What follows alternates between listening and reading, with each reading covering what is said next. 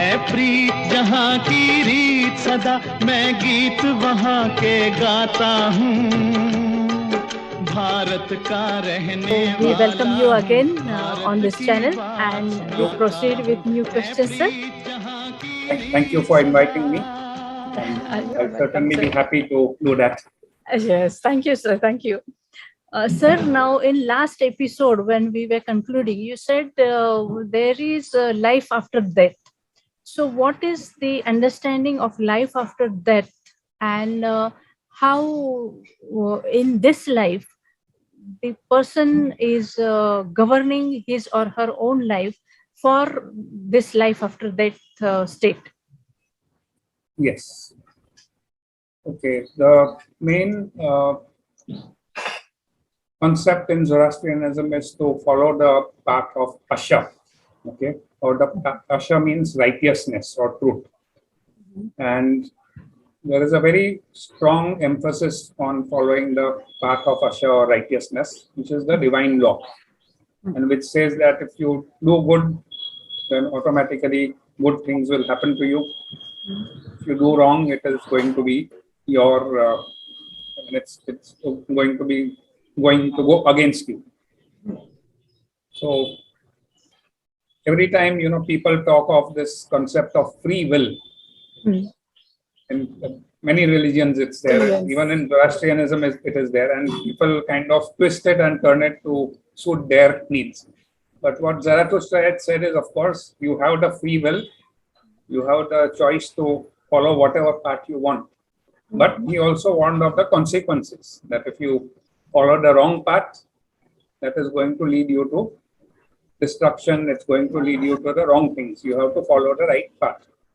So you have the free will, correct, but there is, it is at the same time very clear that you always have to follow the path of Asha, the path of good, and not the opposite of which is like lies, deceit, ignorance.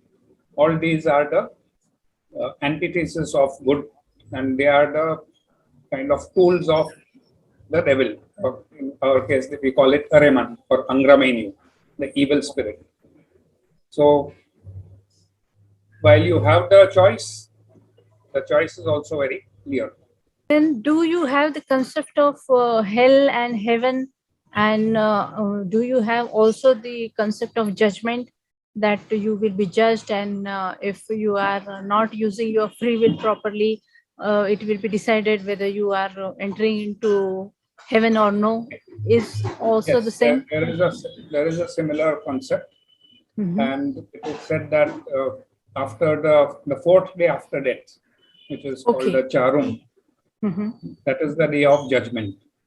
So when you die, the soul initially is very confused because the soul doesn't know what's happening, and then three divine beings come to receive the soul, and they also do the judgment. And depending on the deeds of the soul, whether they have been good or bad, or they are balanced, and depending on that, the soul has to cross a certain bridge, to get to the other side. And that bridge, depending on the soul's deeds, becomes either wide. So if the soul has done good deeds, the bridge is very wide and he can traverse it very easily. If he has done bad deeds, then it becomes narrower to the extent it becomes like a thin rope, and it becomes very difficult for the soul to cross it. Also, if the soul has done good things, then he is welcomed by very beautiful, handsome-looking people, or beautiful angels. If the soul has been bad, then they see a very ugly, old, horrible-looking creatures coming to receive them.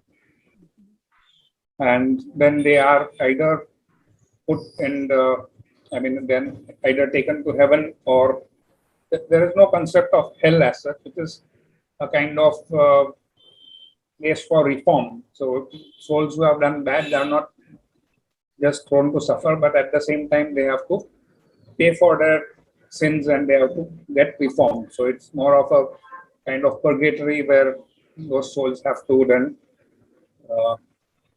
repent for their bad deeds and strive to make up for those bad things that they have done. Okay. And the worship place, it is called as fire temple. So how the temple's architecture is, or how the construction. How is the construction? Means in some temples, you like in Jews, we had most holy, and then the common place. Nowadays we don't have in church like that, but then we do have an altar kind of thing and something. So are there such divisions in the building itself, or how is the temple? Firstly, fire is considered as very important in the Zoroastrian religion, and it is one of the main channels of worship. Sometimes people say we are fire worshippers, but that is not exactly correct. Yes, we worship, but we are worshipping God through fire. So the fire is like a channel, it's a medium to worship God. Fire is considered very important because it's like a entity of its own. It seems to have its own personality. It gives you light, it gives you warmth, it dispels darkness, it helps you in all possible ways. So fire is considered a very important and holy thing. In fact, in one of the prayers, fire is considered the son of Aura Mazda, which is our God. Okay? So fire is considered as the son of God in that sense. Now, in terms of temples, there are three different grades of fire. The highest grade is called the Atash Behram, which is the most superlative grade of fire. Then there is Atash Adaran, which is a slightly medium grade. And then the lowest level is Atash Dadga, which is the lowest grade. Now, a Dadga is a small fire which you can even keep at home. I mean, in the olden days, people used to have small fire huts. They didn't have any stoves or gas or anything. It was wooden stoves. So the the fireplace used to be called the Dadga. Many of the Zoroastrians used to keep the fire burning there all throughout, 24 hours, 24/7. And of course, fire meaning it may not be a huge fire, it may be just the embers, but the embers are kept burning and so that it does not die out completely. So that is the Dadga, which is the lowest level, which anyone can have, and it doesn't require any special ceremonies or anything. Then the next grade is the Atash Adaran, or what we also call Agyaris. Okay, they are the second grade, and those require a certain, they take fires from four sources of people, 4 types of different people, like farmer, artisan, soldier, priest's house. So they take different fires and put them together. A lot of ceremonies and rituals are performed before that fire is finally consecrated. And it may take weeks or even months to consecrate and make that fire for the Agyari. Now, this fire is not an ordinary fire. It is a very consecrated holy fire. A lot of rituals have been performed and a certain link has been established between that fire and God. Okay, so the fire has divine energy in it. It's not just a normal ordinary fire. So which is why when you go to the Atash Behram or Agyari and you pray, you bow down before the fire, you pray to it, you get that link, you get that connection with God, and you get divine energy from the fire, which is why it is important to go and pray at the fire temples.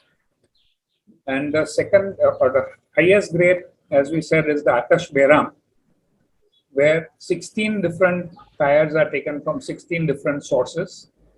And again, there are a lot of prayers and consecration and rituals done, including one of the sources is from natural fire, from lightning. Okay, so you have to get one fire even from lightning. So either You wait for lightning to strike and you pick it up. Or Yeah.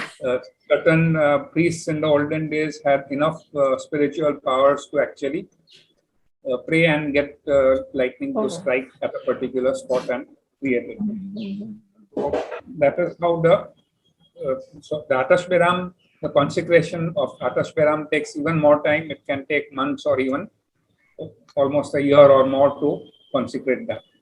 So it's a very elaborate and very painstaking process of creating the Atashberam of Agyari. 3 grades of fires, and in Pune you have 2 Agyaris. And all over the world we only have 9 Atashberams. Okay, 8 of which are in India. Oh. And there is one in Iran. Okay. So in India you have India, most of them are, 4 are in Mumbai, because most of the Parsis had settled in Mumbai initially, and they built them here. And one is in Udwada, which is the oldest and considered as the most holy fire, because that was the very first one which was created by the Parsis. As I told you about the story, they fled from the Arab conquest and they came here. And when they were coming here, they faced severe storms in the ocean, and they were almost going to be sink and drown. And they prayed to God, and they told God that please do help us. Beram Yazad, who is the angel of victory, they prayed to him also and said, please help us, and if we reach safe and sound, we will establish a fire temple as a kind of gratitude. And that is how, after they came here, they got shelter in Gujarat, and then they fulfilled their promise of creating that Atashberam. So that is the oldest fire temple, which is around 1300 years old. And that was established in those days. And since then, that flame, that fire has been burning for all these 1300 years. Oh, so good, so good. Yes, so the important thing about the fire temples is that the fire cannot be allowed to die out. Okay, the fire has to be kept burning 24/7. As I said, it need not be a big flame. There can be embers, but they have to be, the fire has to be kept alive. So the priests, there are priests who tend to the fire day in and day out, and the day is divided, the whole 24 hours are divided into 5 periods, or 5 day as we call it.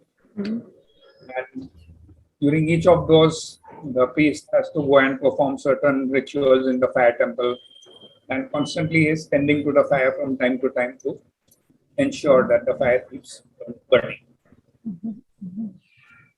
And how is the worship pattern in the temple? The worship pattern, that the Zoroastrian religion is not very strict or enforcing people to go and pray. Like in the Christians, you have the Sunday Mass where every Sunday people are expected to go. So there is no such enforcement in our religion, which perhaps is in a way bad also, because then people take things too easily, and there will be many people who only go to pray when there is a problem. Otherwise, they forget God.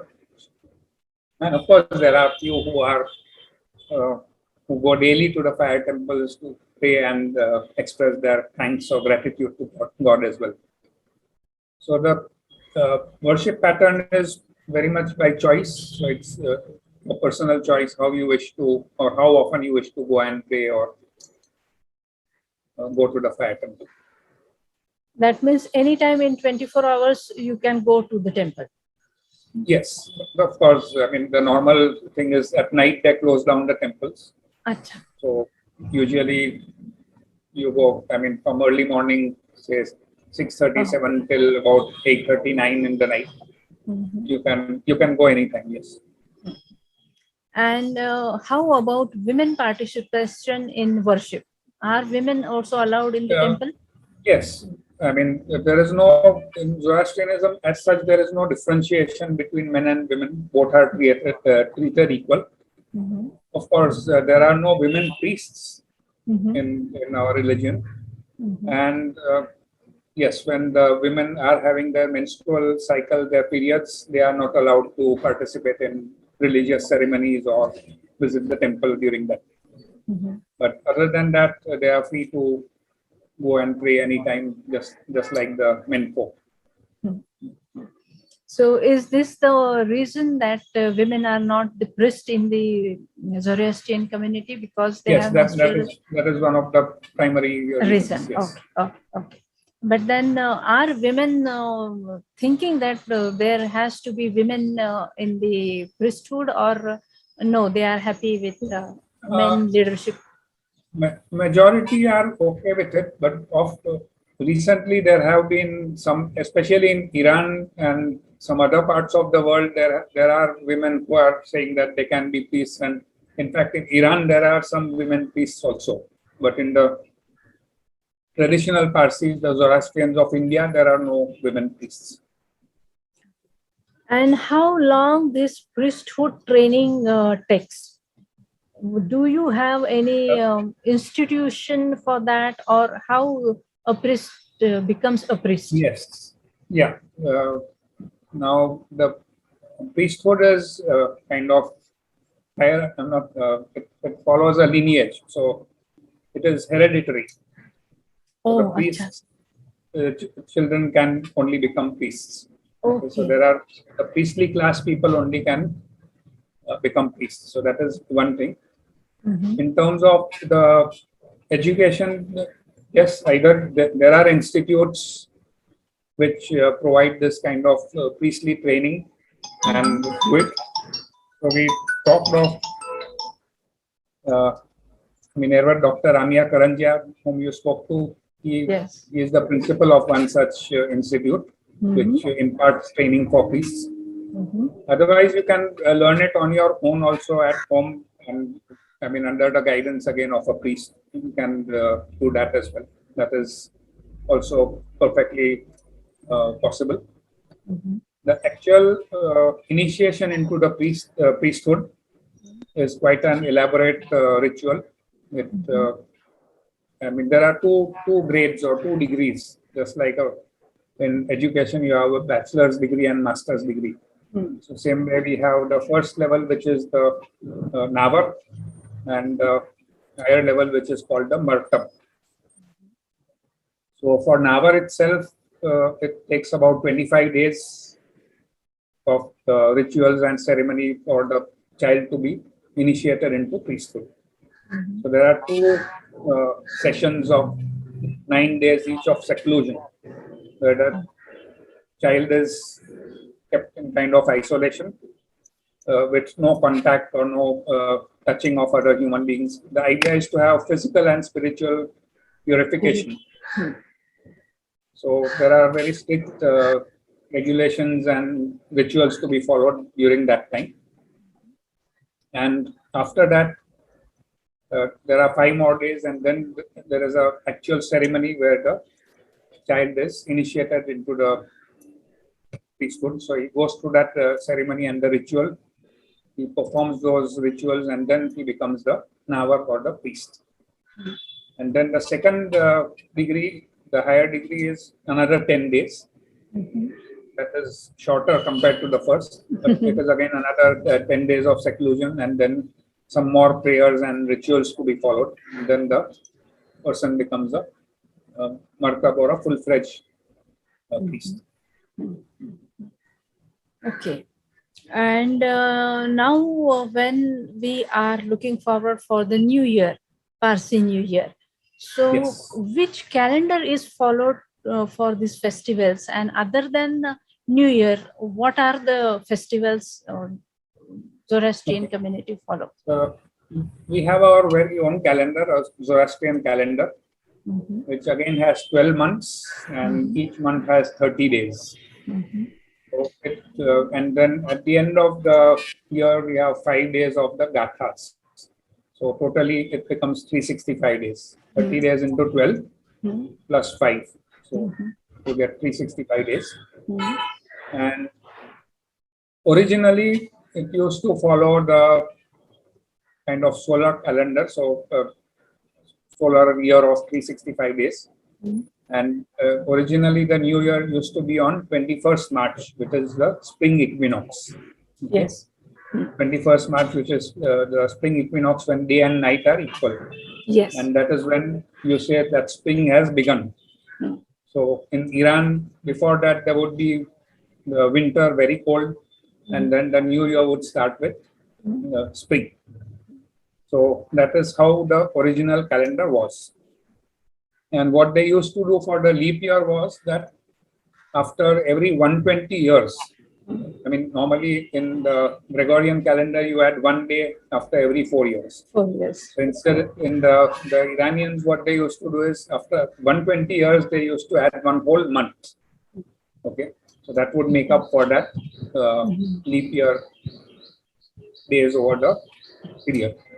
But somehow, after all this happening and people coming to India and all that, they forgot to add that month later on, and then the calendar stuck to 365 days.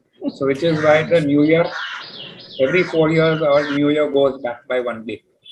Okay. And this time it is 16th of August.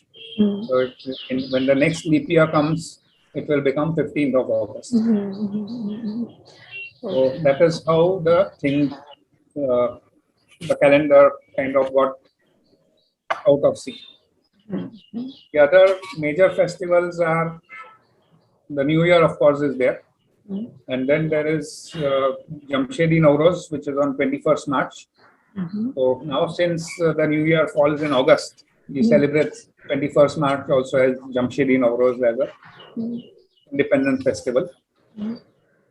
And then, of course, there is Khordat Sal, which is the Prophet Zarathustra's birthday. Okay, so that just like you have Christmas, so we have Khordat Sal, which celebrates the Prophet's birthday. So these are the major festivals, if I can say that. Then there are also other seasonal festivals which are there, which are termed as gambars. Okay? And these happen 6 times during the year at various stages. And what people used to do originally was, these used to be more like community festivals and community gatherings. These used to be seasonal. So like when the harvest is done or when the sowing takes place and so on. So there used to be community festivals where people would then get together, have a celebration, eat together, have dinner together and so on. So these are termed as gambars. These have now reduced very much because people are all busy in their own ways, and a lot of these kind of seasonal things are no more that having that much significance as they had in the past. And how do you celebrate these festivals? Do you have some special cookings or some special rituals to be done on these days, or some of these particular days? Yes, typically, I mean, food, of course, Parsis love food, and feasting is a very important part of any celebration or any festival. So always, any festival means lots of good food. And in terms of the rituals, there are certain, usually it entails going to the fire temple, and basically you want to thank God for everything that He has given you and express your gratitude. And people usually go and meet up with their friends, relatives, wish each other. And then the evening, usually they have their own ways of celebrating. So earlier people used to go for dramas or theater, which again you might have heard of Parsi nataks or Parsi drama, which used to be very popular in the past. Now it's much less. Or people go for movies, they go for dinners, or have some very good home cooked food. Yes, food forms a very important part of the celebration. To say you Happy New Year. So are there some particular phrases or something like that? No, the standard is either Happy New Year or Sal Mubarak. In Gujarati, you say Sal Mubarak. Now, sometimes people mistakenly wish happy Pateti. Okay, Pateti is actually New Year's Eve. Okay. And that is not that is supposed to be a rather solemn occasion, because that New Year's Eve is considered a day of repentance. When Patet means you repent. So on that day you pray and you ask forgiveness, or you express repentance for all the bad deeds that you may have done knowingly or unknowingly during the past year. So it's a solemn day, a solemn occasion. So you don't say happy Pateti. I mean, you don't wish happy Pateti. Yes, you say happy New Year on New Year's Day. Yes. Okay. So it was so nice to know these corrections, because henceforth all of us will take precaution, those who will be watching this video, and we will correct ourselves for all these things. What a priest is called? Okay, a priest is called a morbid. Okay, so when and certain very high level priests, or who have gotten who are very spiritually evolved or have a very high caliber, are called dasturs. Okay. So, which is how that the surname Dastur also came. So if you know, some Parsis have the surname Dastur. So their forefathers were of the priestly class and of a very high caliber, and that's how they got that surname. So the high priests are also called Dasturs. And when a child gets initiated and becomes a priest, he gets, just like you have title of father or reverend or so, we have a title called Ervad. So when you become a priest, that title is given to you. So and how many hierarchies are there in this priesthood? There is not really much of hierarchy as such. And I mean, the only thing is that you have the head priest and then the other priests. So even in the Agyari, you will typically have one head priest, and then you have all the other priests are kind of under him or reporting to him. Other than that, there is no kind of well-defined hierarchy of different levels. Okay. How many Agyaris are there? You have two Agyaris, and which are the consecrated ones. And recently they have opened one, I think, some Ashavahista Zoroastrian center, which is not a consecrated Agyari, but they have made it like an Agyari, where even non-Parsis can go and pray over there or go and see it. Sir, as in the introduction in the first episode, I said that this community has given a lot of contribution in Indian social life, educational life, industrial life, political life. Even in film industry, we do see there are many very prominent figures.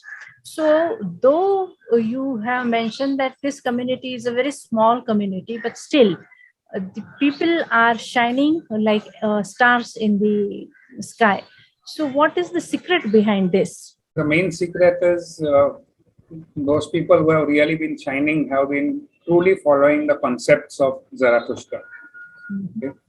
So following the real path of Asha, following the path of righteousness and truth. So which is why, if you will see, a lot of these people who were very successful in business, or you talked of the Tatas, talk of Jamshedji Tata. Okay, he was the one who established the first steel mills in India when the British were having a monopoly, and it was very difficult, but he did it. So that determination, that will to do good, the will to follow the right path always. So honesty is one of the most important attributes that is there for any Zoroastrian, and we are very much asked to follow that path of truth. So that is one of the things. The other is, in our religion, earning money is not considered bad.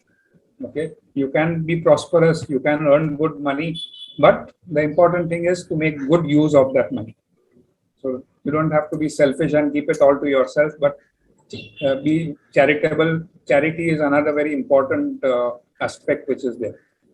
So which is what you will see that a lot of the Parsis of the previous, our ancestors and previous days, did a lot of charity, with a lot of social causes. Okay, so whether it was, I mean, not only for the community, but for all people in general, and especially for women and children, educational institutes, hospitals, scientific institutes, all these kinds of things, they have been at the forefront of establishing these and making things better for the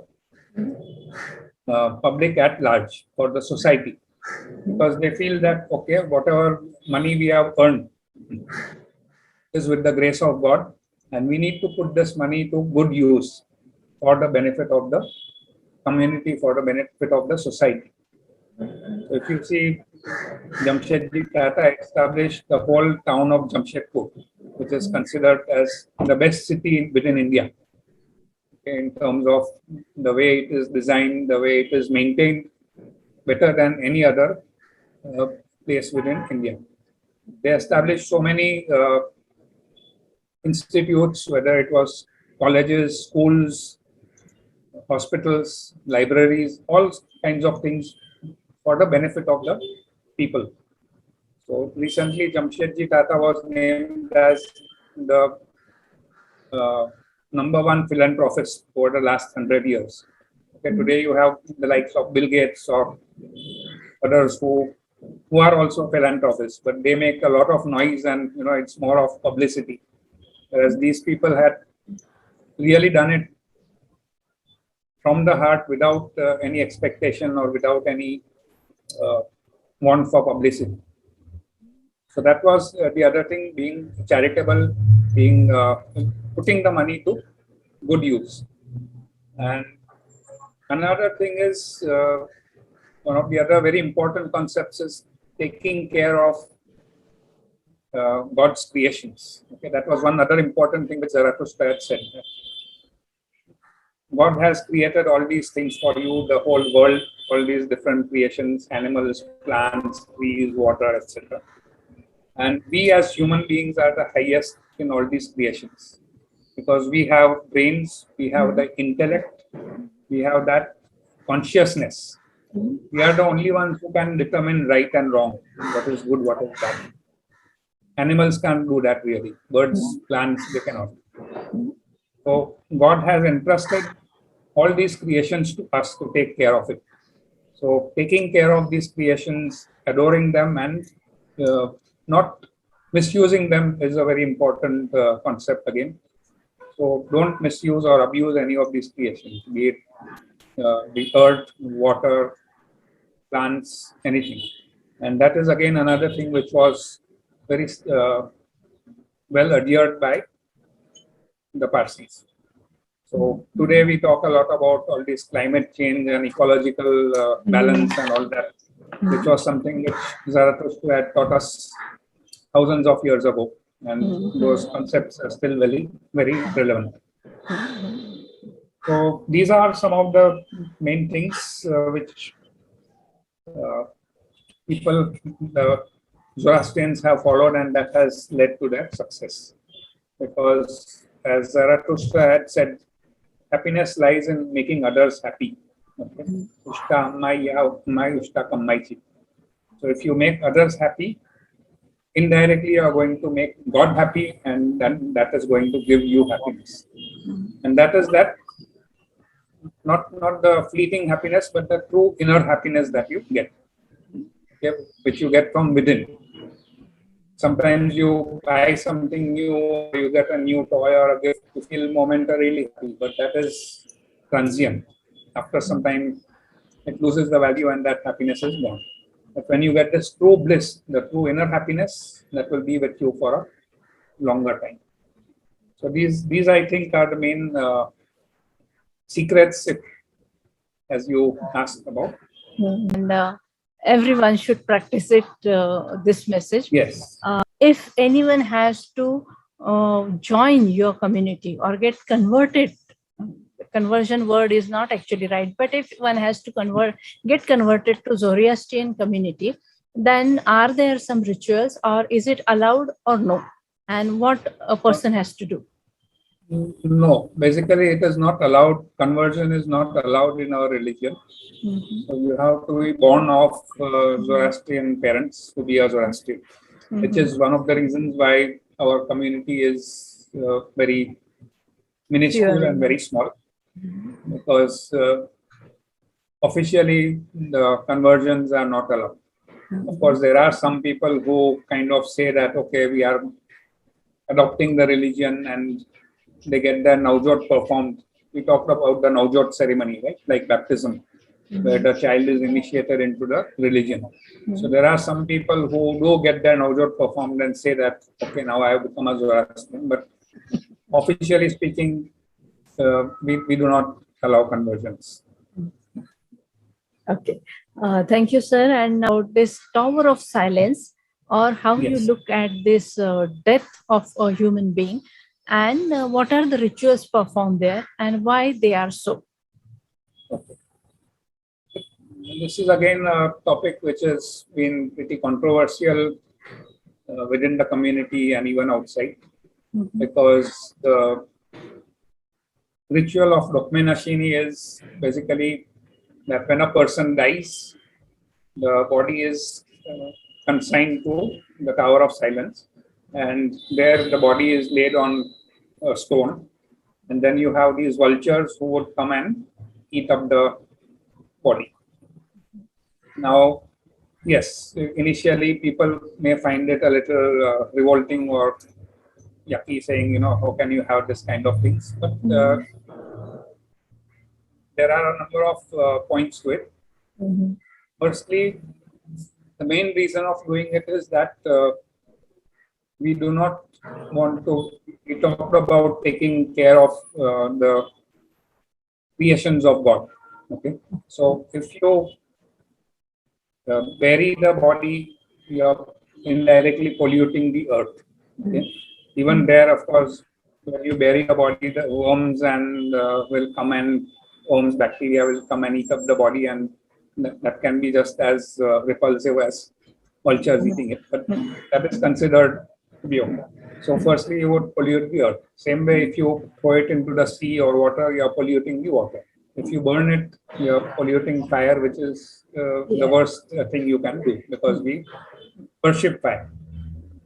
So this method was considered the most elegant method, because you are giving it to the vultures who are scavengers. They are natural scavengers. They are responsible for getting rid of dead and decaying matter in nature. That is their role. So by doing that, number one, you are not polluting any of the elements. You are kind of giving charity of your body to these scavengers. You are feeding them. So that was another point in the favor of it. The third is that regardless of whether you are rich or poor, the same ritual is followed. Okay, and the same treatment is given to the body. So you don't have, like in graves, you have some graves which are very ordinary with a very simple tombstone. There are some others which are very elaborate, very fancy engraved stones and things like that. So here it becomes a total leveler. Rich or poor, there is no difference. And so these are the main reasons, or the main philosophy behind this Dokmenashini system. And yeah, the other thing is they would be laid in the open. Earlier they used to have hills or mountains where they would have this kind of Tower of Silence. And it is an open area, so the sun rays also come onto it. The vultures eat away the flesh very fast. Within a matter of hours, the body is disposed of. And then the bones, they get brittle in the sun over a period of time, and they become powder. So the system is very well thought of in that sense. and ecologically very good for the ecology, no pollution, equalizing the people, rich or poor, no differences between them. And another point is that once the body is not there, there is no grave, there is nothing to remind the near dear ones, whereby they can grieve or feel bad about it. Because in Zoroastrianism, we don't. There is no mourning as such, or you say you don't want to grieve or cry over the people who have passed on, because when you cry, when you grieve too much, it prevents their soul from advancing. So, yes, they have gone, they have left you, but they have gone to a better place, and it is you don't want to keep on grieving or mourning about them. So when there is no grave or anything to keep reminding you, automatically that also becomes less. So these are the basic concepts behind the Documentation system.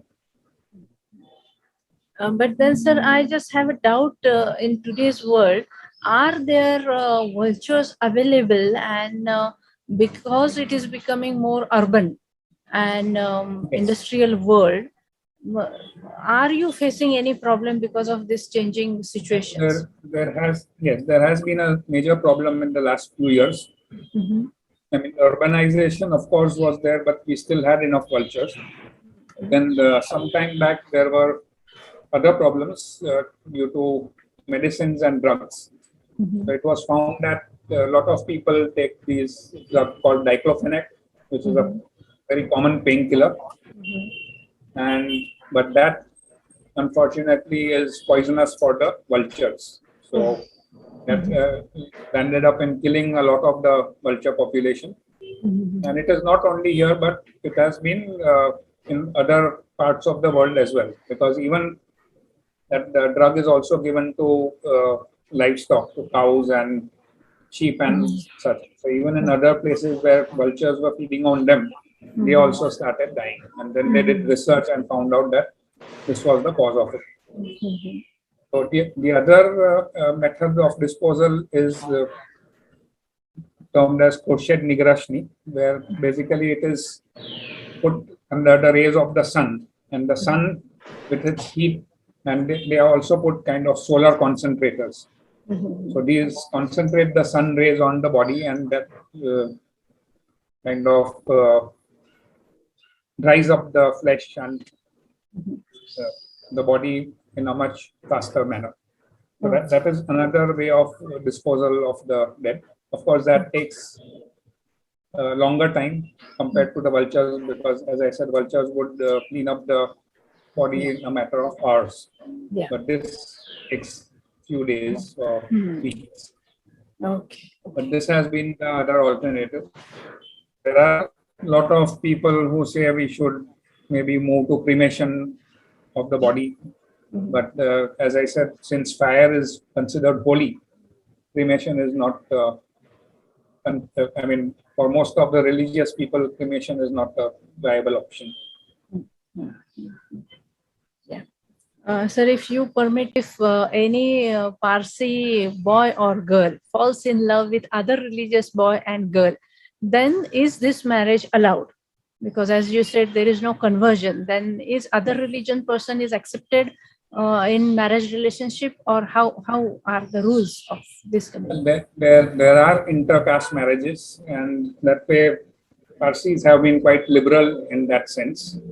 But the more traditional or the orthodox Parsis feel very strongly about it, and they feel that when they marry outside the community, then their children should not be considered as Parsis.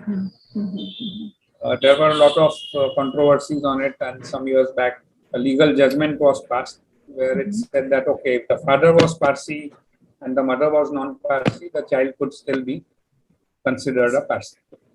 So that legally, that has been the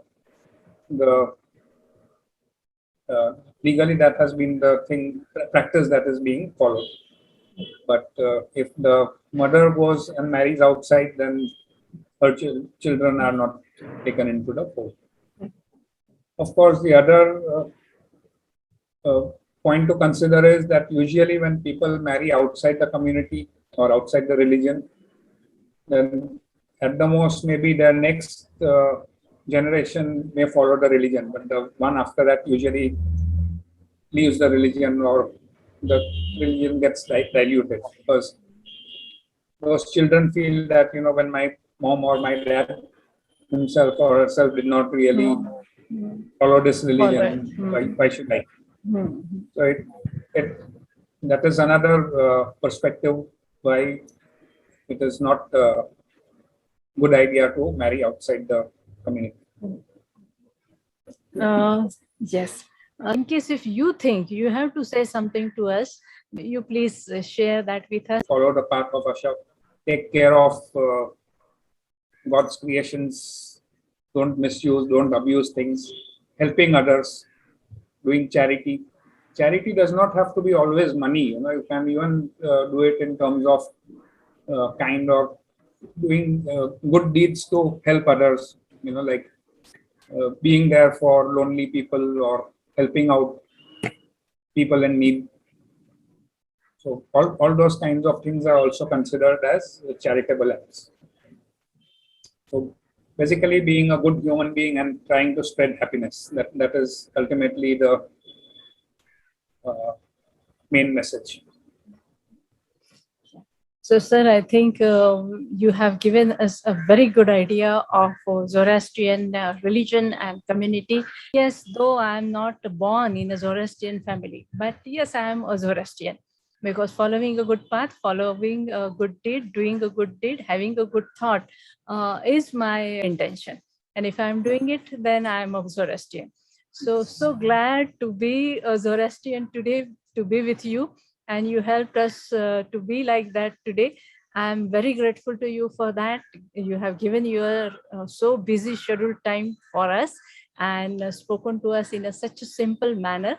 I'm very, very grateful, thankful to you.